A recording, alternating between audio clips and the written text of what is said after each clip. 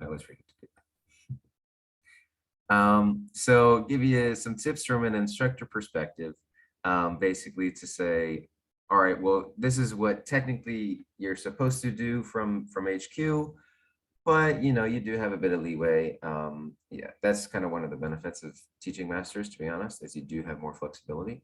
So, okay, what are you allowed to do? What kind of things can you create? How can you make it your own? That kind of stuff. And then I'll give you guys some time to ask any questions that you might have. All right, so master's program, it's kind of set up in a sense like the other modules that you would have taught already. So if you guys are starting this term, you would have done C1 and C2, right? So you have your day 1 class and you have your day 2 class. Day 1 class is your C1 class, day 2 class is your C2 class. For masters, it's kind of the same in the sense that it's split up into 2 days. Day 1 would be your literature class, and then day 2 would be like a activity type simulation class, which we'll talk about in just a second. So for your literature classes, this might vary depending on your branch and franchise. I'm not exactly sure, but for most of us, it should be Monday or Tuesday, and these classes should be at 7 p.m., the later class. These students will be organized in the same level and potentially by age as well, if your branch is able to do that. Same level, I'll talk about this in a second, but that seems natural, right? Because that's how it's been for the other levels, is you have your birdie, then you have your par, then you have, whoever it is. Well, for masters, the day 2 class is a bit different in that they mix the levels together. And then within the master's program, you can have many different levels. You could have a level 1, a level 2, a level 3, maybe even a pre-masters. Depends on how many students that you have. So then, based on your level, right, that 1, 2, or 3, or pre-masters, whatever it is that you guys teach, there are different tracks that are associated with those levels. So the track is just a term to use to like, it's just a class, right? So each class or each track has its own specific topic, syllabus, and books. All right, so now your day 2 class, your activity class, that's either going to be one of 3 things. It could be a debate class, a mock trial, or Model UN. So Model UN we do in the fall, mock trial is in the spring, and debate is in summer and winter. Now, we're not going to talk too much about this because that would be for another workshop. But this is just to give you a sense of, typically, if you are teaching masters, you might do one, maybe you only do literature, maybe you only do debate, or maybe you do both. These would be, like I said, your day 2, so Thursday, Friday, and then the students would vary in age and level. So this is when they'd be mixed up. All right, so to take a look at the students, these are going to be students that have leveled up, typically from Albatross Plus. Maybe if they were doing like an advanced IBT course, if you have that at your branch, maybe they come in from that. They could also come in maybe from like Alba or Eagle. I mean, it really depends on your branch, but typically either way, these are going to be much higher level students, pretty much the highest that you offer. And for the most part, they'll be older. Yeah, and there's also a chance that these students could come in from elsewhere. So maybe they lived abroad and they just moved back to South Korea and they take a test and they do well and they place into masters. Well, all right, now they're masters. So I've had that a couple of times that could happen as well. All right, now within the class, typically all of the students are going to be very good, but it could vary.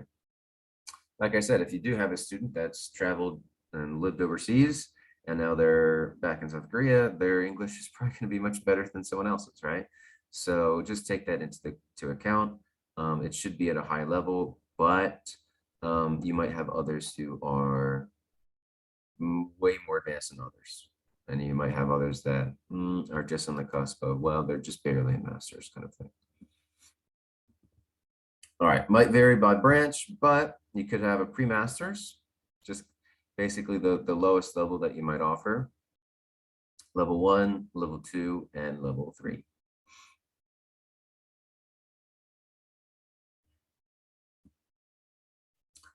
All right, class structure. So what's your class look like? Hour 1, you can start with a bit of a review. So this could mean a couple of different things. Obviously, review would mean review from the previous week. There isn't much of a review set up in the teacher's portal. So the review would mostly be based on anything that you decide to do. If you want the students to review something from last week, it could also be a chance for you to go over any homework that you assign them. So one cool thing about the master's literature classes is that you can assign your own homework, and you can give them some really fun and cool writing assignments. Typically, we would do maybe like a couple of creative writing ones, maybe like a critical analysis one where they have to take apart the book and add in quotes and give their opinion kind of thing. You can do even multi-week writing assignments where, okay, you make your rough draft, make your final draft kind of thing. So you do have a bit of creativity with that, which is fun. But if you are doing that kind of thing, and again, like this would depend by your branch, so you should ask your MCs and FMs before doing that. But you could use this review section as like a writing feedback time. So the way I run that is I give every student a Google document at the beginning of the term. I share that with them. Then in that document, that's where they put all of their writing assignments. So I can see that, right? And I can give them feedback on my own time. And then if we're going to do some writing feedback, I'll take all of their writing for that week, right? Each student, I'll go into each of their documents and copy and paste it into one document called a writing feedback document. Then at the beginning of class, I would share this writing feedback document with all of the students. I'd have the students on their tablets go to project apps, go to documents, sign in, and then they can have the writing feedback document on their tabs. I'd put them in groups, maybe 2s, maybe 3s, and in their groups, they'd have to read all of the other essays that are in their group other than their own. So if they're in a group of 3, they're reading 2.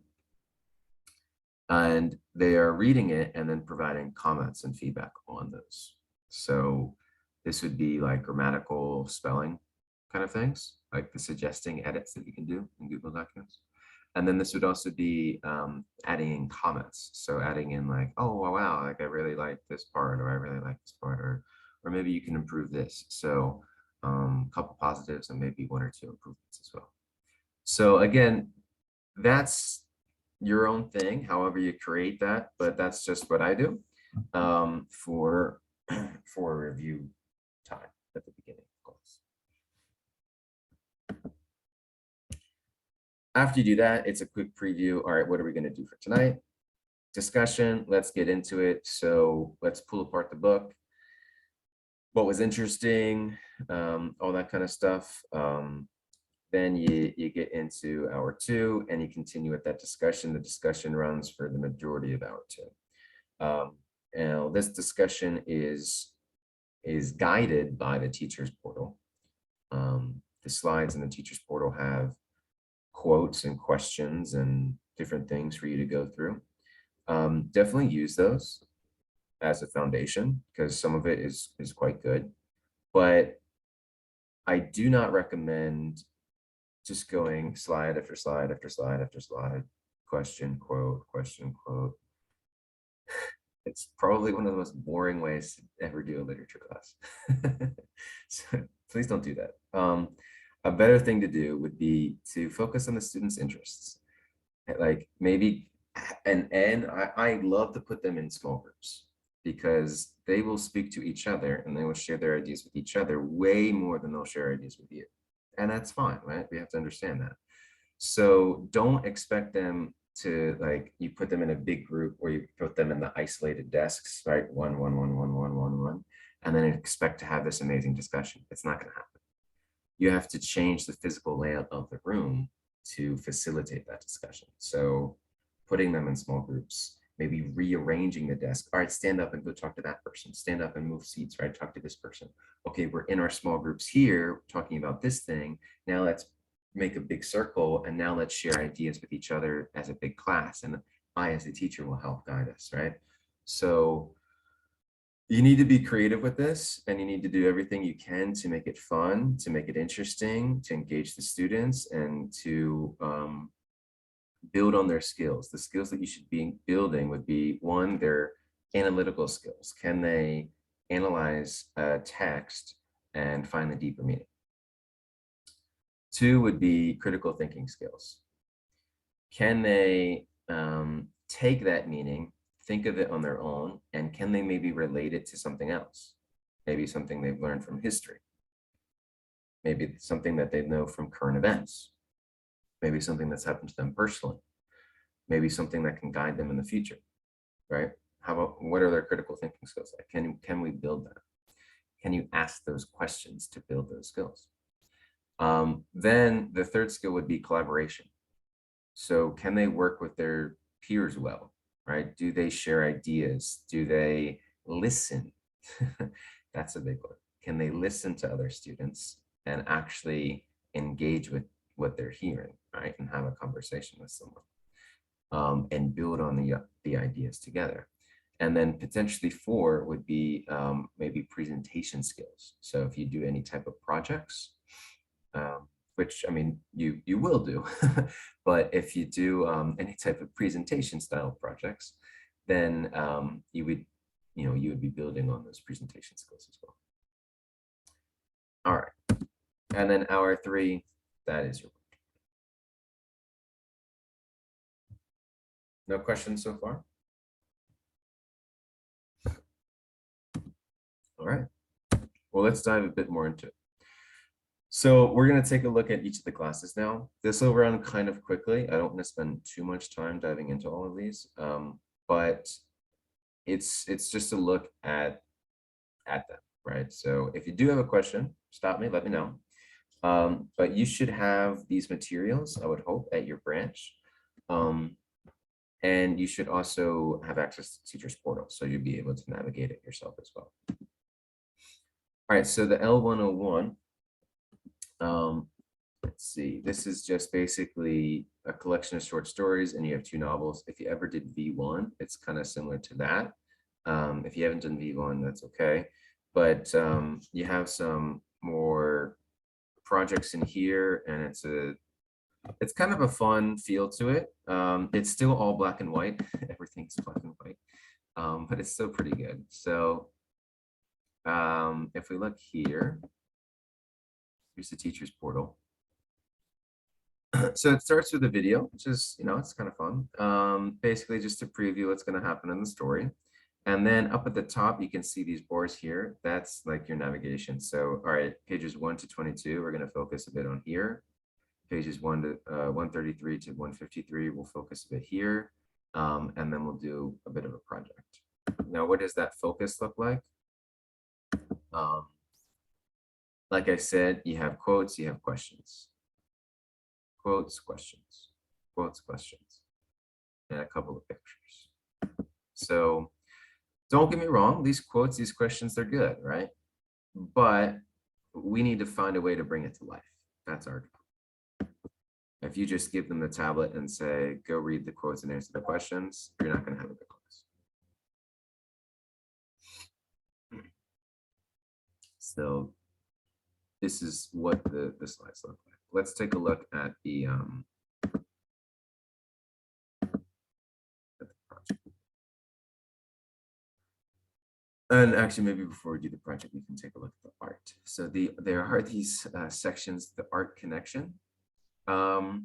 It's been interesting, right? Sometimes it seems a bit random. Sometimes the pictures, you wonder who picked them. But it's kind of cool in a way, right? Because, all right, well, we're reading something. Now we have these pictures.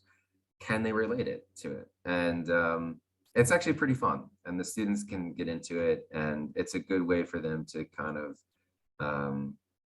like it says, connect art to their other art, being the story. It's pretty good.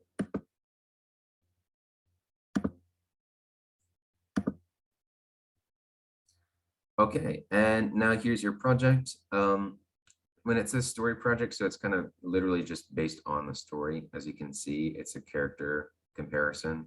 So you have, all right, these traits.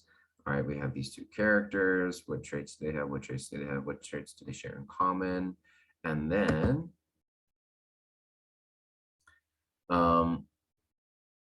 let's see. All right, and now we have a writing prompt.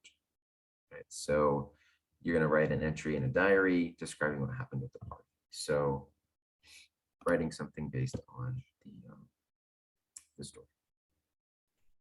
And just to take a look at the syllabi.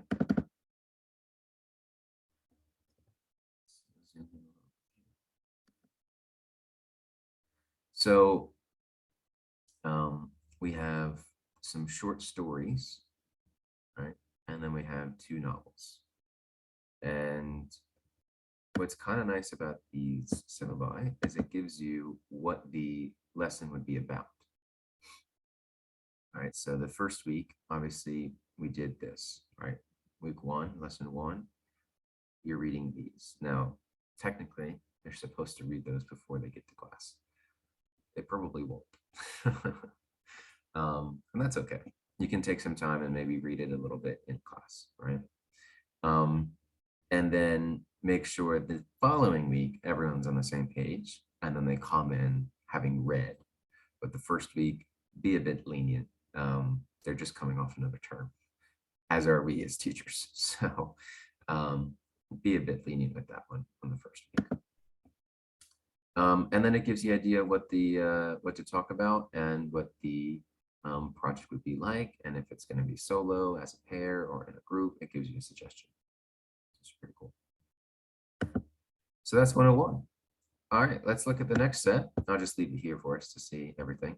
We'll look at 102 to 105. So these have a bit more like deeper themes to them, and perhaps a bit more writing prompts. So let's take a look at 102 first. They're a bit more advanced books as well. So as you can see, we have The Great Gatsby, A Separate Piece, and Silas Marner, all kind of in maybe a similar time frame. As you can see, you're talking about some heavier subjects. So, take that into consideration with your students. But you have three books here, right? Spaced throughout the term. You read 1, 2, and 3. And that's the same as 103. Again, 3 books. Under the Willows, Alice's Adventures in Wonderland, and Gulliver's Travels. 3. Here's 104. Pretty good track. Peter Pan, The Book Thief, and The Hobbit. So again, 3 different tracks. Obviously, so we're talking about some serious stuff here, right? And as you can also see, this track has a lot of reading. So definitely do your best to prepare them for that. And then 105. Outsiders, Picture of Dorian Gray, and the Joy Luck Club. So that's what these look like. 3 books, all kind of in a particular theme. If we look at the teacher's portal here, all of those, 102, 103, 104, and 105, they look very similar. They have a similar layout. So as you can see, the topic here is society. So that's the theme of 102. And if you click on it, we have a bit of a preview at the very beginning, literary analysis, which again, that's where you dive into the book. That's where you have the quotes and the questions, quotes, questions, maybe a couple of pictures, things like that. And then you have the project. But that's just the week one. Once you get into week two, there's no more preview, or sorry, maybe okay. Sorry about that.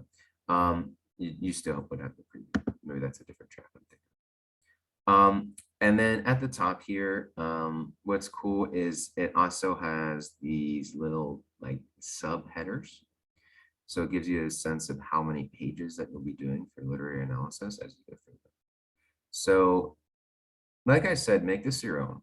You do not have to just go through the page like this, next page, all the way through, next page, all the way through, where you go through every single quote and you go through every single question. You don't have enough time to do that. That would take forever, right? If you're seriously answering those questions, it would take forever. So what I recommend is talk to your FN, talk to your FCs, and get a sense of how you guys run your master's classes at your own branch. Typically, what's suggested is, like I said, use these as a foundation and then develop your own questions, put in your own media cards. We can still do that with these classes. And that's well. All right. And then 103, you have adventures. This is the Alice in Wonderland one. And it looks very similar. Preview, literary analysis, and project.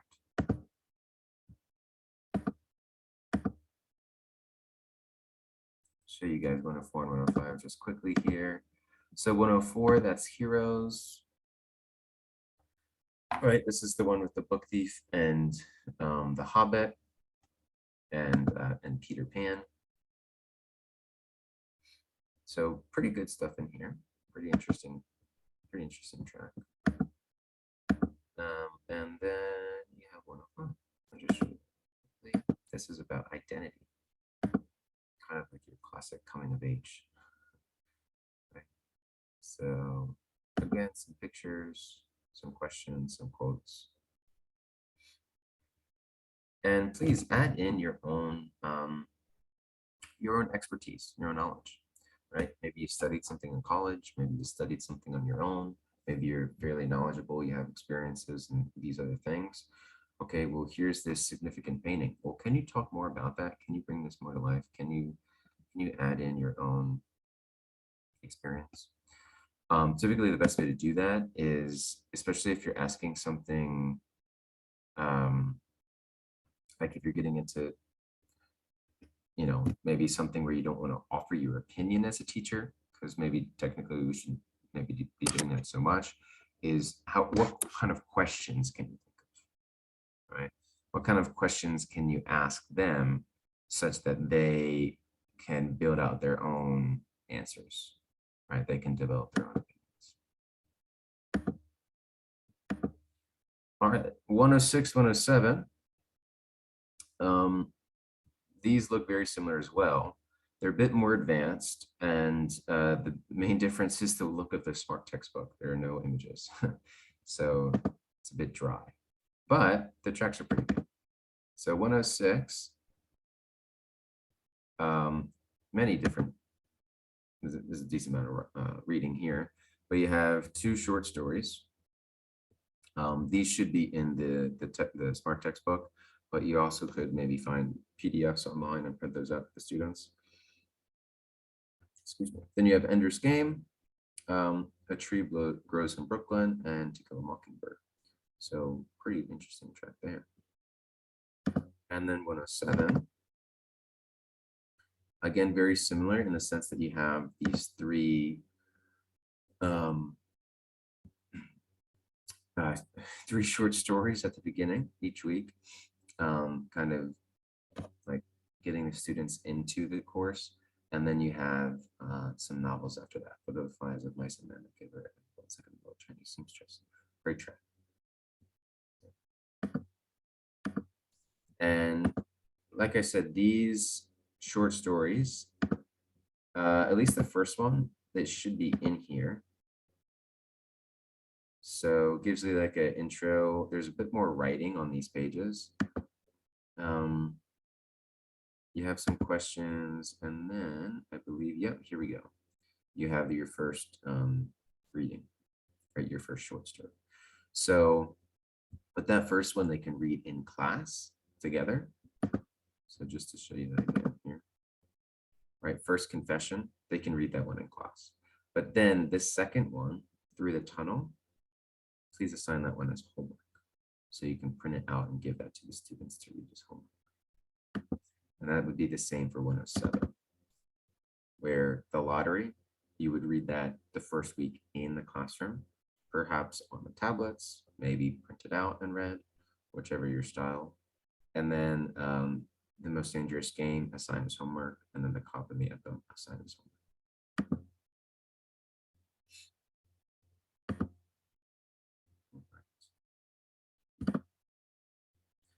Let's move on to some of the others. So these are some of the more advanced ones. We have 201 and 203. Let's take a look at those. A bit more advanced. And with the 2, right, that's suggesting level 2. And you can see why. Slaughterhouse 5, Fahrenheit 451, Paris at Night, Pumping Up Napoleon, Brave New World, do Android Stream, Sleep, Electric Sleep. Sorry. So yeah, much more advanced and lots of reading. So we need to take the students into account when we choose our tracks, because maybe you find this really interesting, but maybe the students are a bit younger at your school. Maybe they're a bit less mature.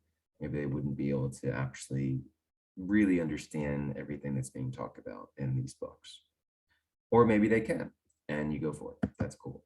But you need to like kind of judge that. Let's take a look at the portal really quickly here. So 201, obviously dystopia track, right, from those books. And here, for at least the first one, you have the analysis and then project. So analysis, we have some like kind of intro reading, and then we get into more of the questions. And lesson 2 is where it really starts to get to the main thing. So lesson 1, it just had the analysis and the project, but now it has analysis, appreciation, and project. So analysis is the same thing as you would think, answering questions, looking at quotes, these kinds of things. And then appreciation, this is closer reading. So now we actually have like these types of questions, right, where we need to actually find the answers. And it also has some sections in here that, let's see, yeah, maybe focus on a particular skill or a particular theme or something like this, where the students need to understand the story a bit more. So that's 201. Let's look at 202. 202 is your Shakespeare track. Let me look at the syllabus first for that.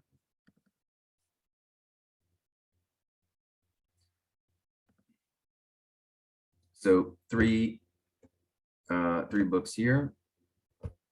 This would be kind of fun, right? You could probably even act a lot of this out, maybe do some plays. You could run it like a theater class, which would be pretty fun, depending on your students, right? You have to get them into it. But yeah, I think that would be kind of fun. But it's the same kind of layout: analysis, appreciation, and project. So in the analysis, or sorry, in the appreciation, you'd probably focus on, you know, specific things to a play or to a poem, right? Get the students to understand what a poem is. How do you write a poem? Maybe you can assign some homework where they have to write their own poems or they have to write their own plays. That would be kind of cool. That's 202. And 203.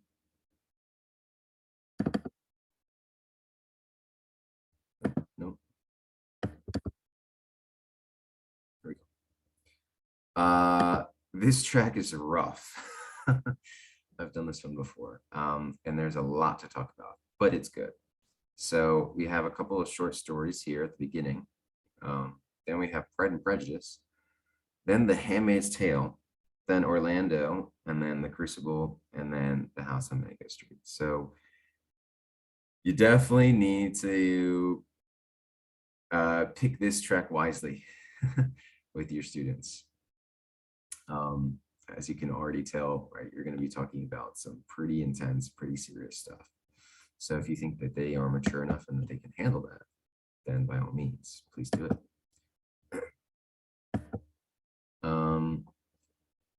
One second, everybody. It looks as if we might be kicked out. I'm not exactly sure. It says me, it's telling me less than 1 minute left. I'm using the free version of Zoom. So if we are kicked out, I'll just start it back up again and just join back in. Sound good? Okay. So just heads up if that happens.